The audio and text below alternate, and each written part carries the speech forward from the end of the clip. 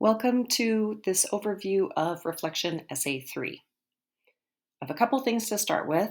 One is before you watch this video, make sure you've seen the lecture, Introduction to Reflection, as well as the material on the reflection model in general.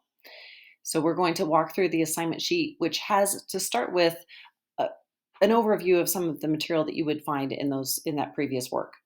So we talk about the purpose of reflective writing. We're going to scroll till we get to this section, which is new material that hasn't been covered previously.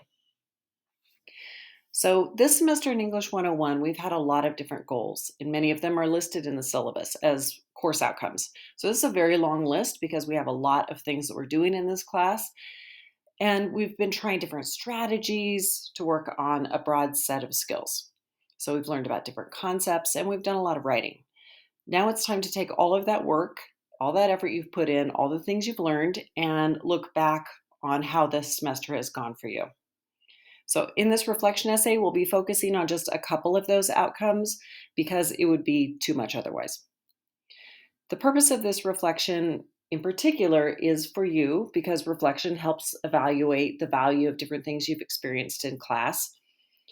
And it's also for me and for the English department to help us reflect on how to best help future students meet the goals of this class and what to fix for next semester. So now we're jumping into the bulk of the assignment. For Reflection Essay 3, you're composing a reflection, and then at the bottom, you'll be pasting an example essay you've written for this course, something that you think really shows the course outcomes well. Typically, this would be Major Essay 3 or Major Essay 2. So because it's all pasted together, your final submission of RE3 will be one document. In the reflection, you'll refer to the example essay as well as anything else you've done, produced, read, descriptions you've had, any other activities such as peer review, drafting, or a meeting with a tutor or your professor. We have 3 body paragraphs that you're going to be focusing on, 3 different topics. The first one is a reflection on that example essay. You're going to be talking about how does it represent your growth and composition skills and generally as a writer over the course of this semester. Then the next body paragraph, and these can be in any order you want, but you'll be discussing how you've adopted strategies appropriate to a rhetorical situation. And that means really what we did with Major Essay 2 to a large extent, where we learned how to create an effective argument to persuade a specific audience. In this part of your reflection, you'll be talking about the rhetorical strategies you learned about, like ethos, pathos, and logos, and how you use them in your writing. Also, what writing choices you made to be respectful of your audience's values. And in any reflection, we love it when you talk about how you'll use anything you've learned in this class in future situations. You'll also have a body paragraph reflecting on your participation in a respectful and inclusive community of writers. So this is really, really important to us because at CWI, we think that diversity is important as a resource. It's a strength that benefits our reading and writing and the value of all the different ideas that we get to share. So you'll be thinking about how have those values been present in the course and your work this semester.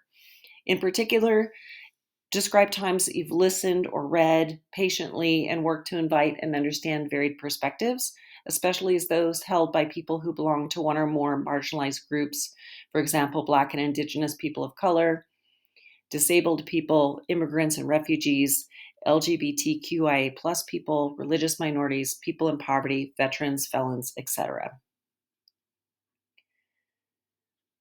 So the assignment itself will need to meet the content and structure requirements in the essay map, as well as being a single document that contains both the reflection essay and your chosen essay.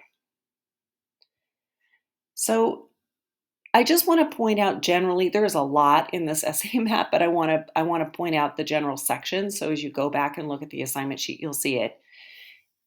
In your introduction, you want to try to give me a quick overview of everything, right? Your growth and composition skills, and as well your improvement in rhetorical situations, and your participation in the respectful community that we discussed above.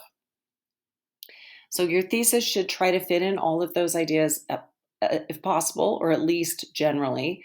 And here are a couple example thesis statements for you to see a couple ways that you could put in all the ideas.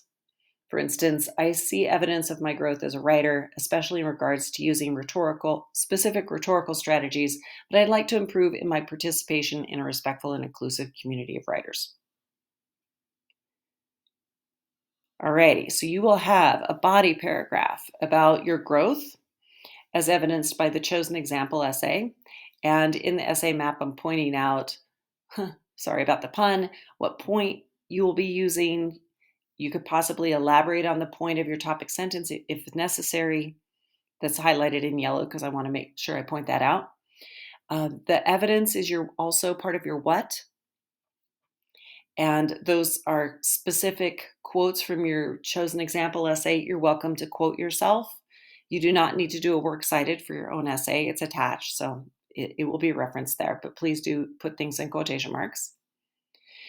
And then remembering the A part of P's, after you refer to a specific piece of evidence, you're going to be explaining through your analysis, right? How important is your growth in this area? How will you benefit in the future?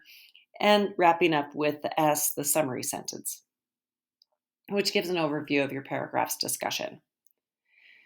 So the next boxes, I don't want to take up your whole day, but I want to point out that the next boxes are giving you some ideas for things you could talk about as you discuss your strategies for using rhetorical situations to be an awesome, persuasive person.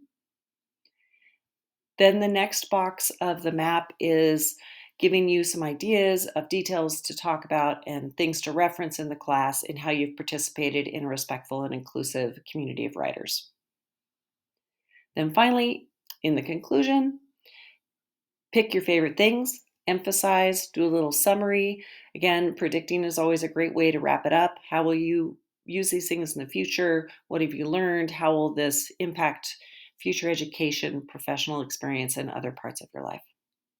And then there's the important last step where you paste your example essay at the very bottom and you're ready to turn in reflection essay 3.